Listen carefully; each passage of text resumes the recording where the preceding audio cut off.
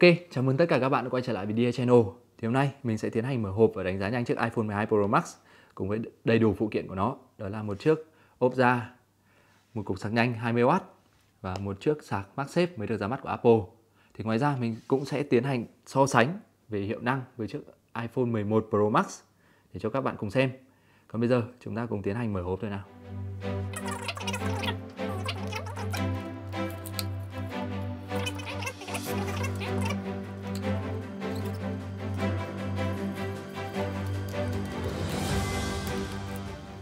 Đây, nó sẽ hình thù như này các bạn. Thì về cơ bản là chúng ta sẽ ốp mặt này vào mặt lưng của iPhone và mặt này sẽ cắm vào cục sạc.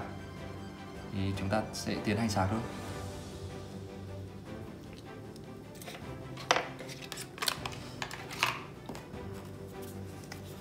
Và tiếp theo sẽ là cục sạc 20W sạc nhanh cũng đến từ Apple. Thì đây là phiên bản dành cho thị trường Úc nên chúng ta sẽ có hai chân dẹp vắt chéo như thế này. Còn với thị trường Việt Nam thì hai chân này sẽ là hai chân tròn. Tiếp đến là chúng ta sẽ có ốp da, có trang bị MagSafe dành cho iPhone 12 Pro Max.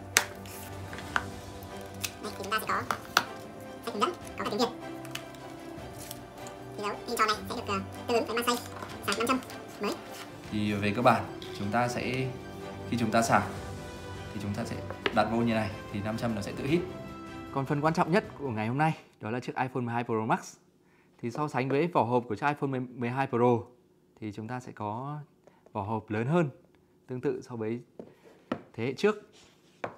Còn so sánh với chiếc iPhone 11 Pro Max thì chúng ta sẽ có chiếc vỏ hộp của iPhone 12 Pro Max lớn hơn một chút nhưng mà mỏng hơn do đã được giảm bớt đi sạc và tai nghe. Còn bây giờ thì mình sẽ tiến hành mở hộp chiếc iPhone này.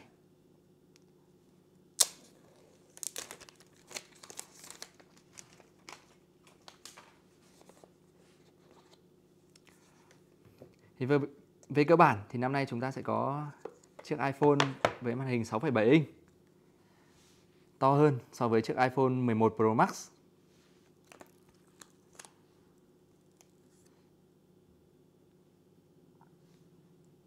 To hơn một chút các bạn.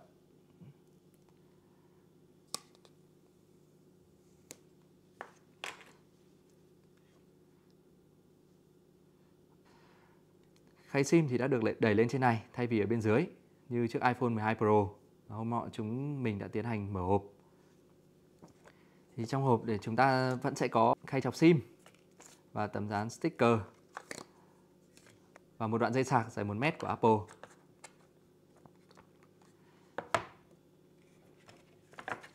Bây giờ mình sẽ tiến hành lắp các phụ kiện vào trong chiếc iPhone 12 Pro Max này.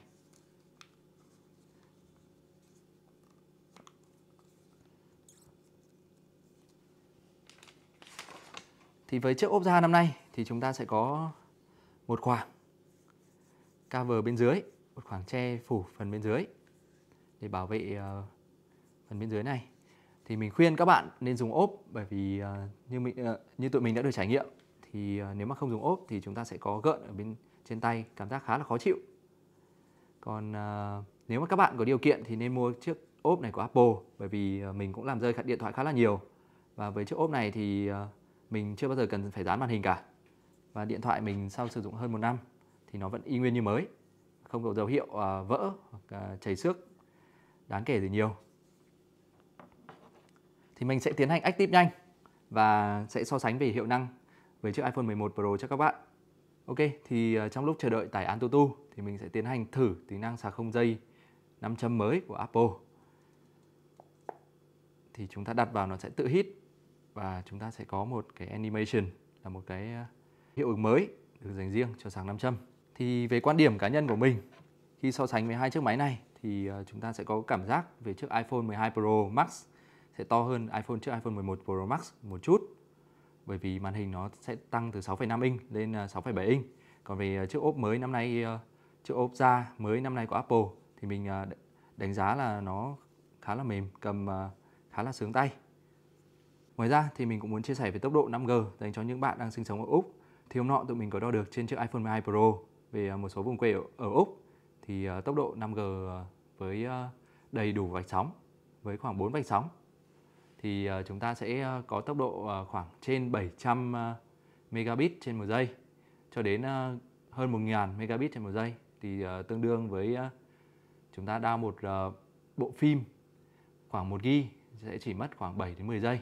Ok, thì bây giờ mình sẽ tiến hành đánh giá nhanh về điểm Antutu của hai chiếc iPhone 12 Pro Max và chiếc iPhone 11 Pro Max cho các bạn. Thì đầu tiên là chúng ta sẽ đánh giá về đồ họa.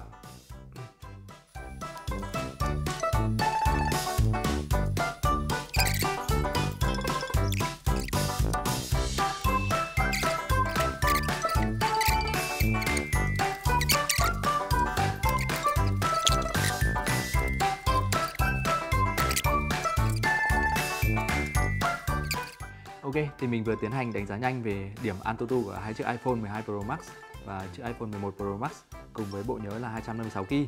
Thì về điểm CPU thì chúng ta sẽ có lần lượt là 179.510 của chiếc iPhone 12 Pro Max so với 147.995 của chiếc iPhone 11 Pro Max.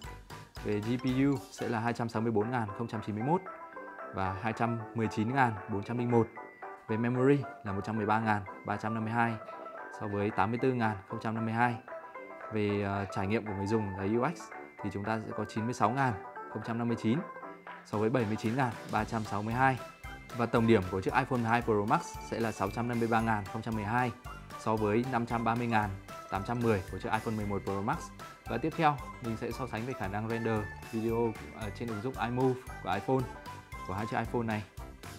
Ok, thì mình đã chuẩn bị sẵn hai clip giống nhau ở đây, có chất lượng là 4K và độ dài là 3 phút với khung hình là 30 fps trên giây.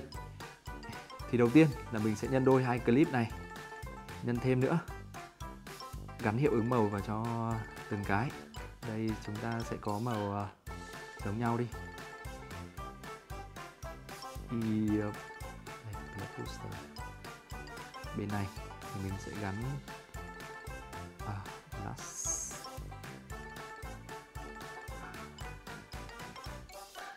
Còn cái đầu tiên là mình sẽ chỉnh cho tốc độ nó sẽ chậm lại. Đó, chậm lại hai cái, chậm lại hết cỡ. Ok, thì sau đây mình sẽ tiến hành lưu lại hai chiếc video này với chất lượng 4K. Là độ dài của nó đã lên tới 30 phút 16 giây cùng hiệu ứng và cùng thời gian.